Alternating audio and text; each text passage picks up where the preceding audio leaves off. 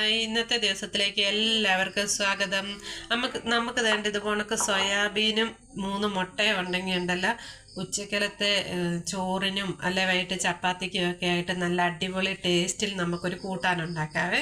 അപ്പം ഞാൻ അതിനു വേണ്ടി സോയാബീൻ ഇവിടെ കഴുകി പിഴിഞ്ഞെടുത്ത് വെച്ചിട്ടുണ്ട്. 2 സവാള അരിഞ്ഞ് വെച്ചിട്ടുണ്ട്. പിന്നെ ഒരു തക്കാളിപ്പഴം എടുത്ത് വെച്ചിട്ടുണ്ട്. 2 തണ്ട് കറിവേപ്പില എടുത്ത് വെച്ചിട്ടുണ്ട്. പിന്നെ നമുക്ക് ഇതിലേക്ക് ആവശ്യമായ 3 മുട്ട എടുത്ത് വെച്ചിട്ടുണ്ട്. അപ്പം നമുക്ക് ഈ സോയാബീൻ ഒന്ന് മിക്സിയിലിട്ട് ഒന്ന് പൊടിച്ചുകൊണ്ട് വരാമേ. നമ്മളിവിടെ സോയാബീൻ പൊടിച്ചുകൊണ്ട് വന്നിട്ടുണ്ട്. ഇനി ഞാനിവിടെ ചട്ടി ചൂടാകാൻ വെച്ചിട്ടുണ്ട്. അതിലേക്ക് നമുക്ക് എണ്ണ ഒഴിച്ച് കൊടുക്കാം.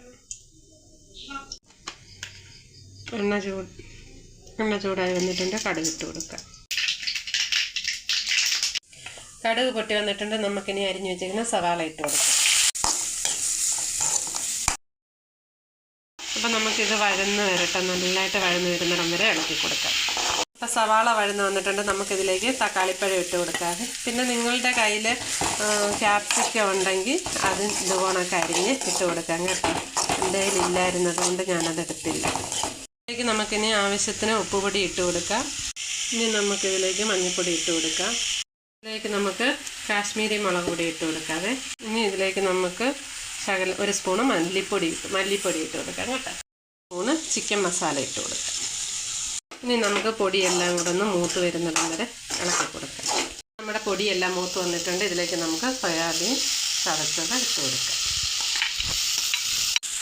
ഇനി നമുക്ക് നല്ലതായിട്ടൊന്ന് അരപ്പല്ലായിട്ട് യോജിപ്പിച്ച് ഇളക്കി കൊടുക്കാം.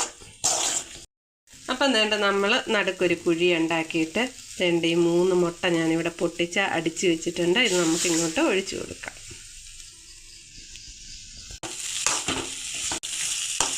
എന്നിട്ട് നമ്മൾ ഇത് എല്ലാം കൂടെ ഒന്ന് യോജിപ്പിച്ച് ചിക്കി തോർത്തിയെടുക്കാവേ.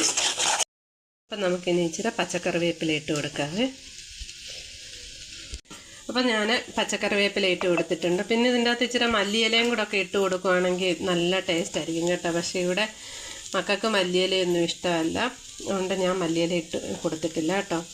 അപ്പോൾ ഇത് അടിപൊളിയാണ്. ചപ്പാത്തിയുടെ കൂട്ടത്തിലും ഒക്കെ കൂട്ടാൻ നല്ല അടിപൊളി ഒരു തോരന. ഇഷ്ടപ്പെട്ട എല്ലാവരും ഒന്ന് ചെയ്ത് നോക്കണേ. എന്നിട്ട് അഭിപ്രായം പറയണേ.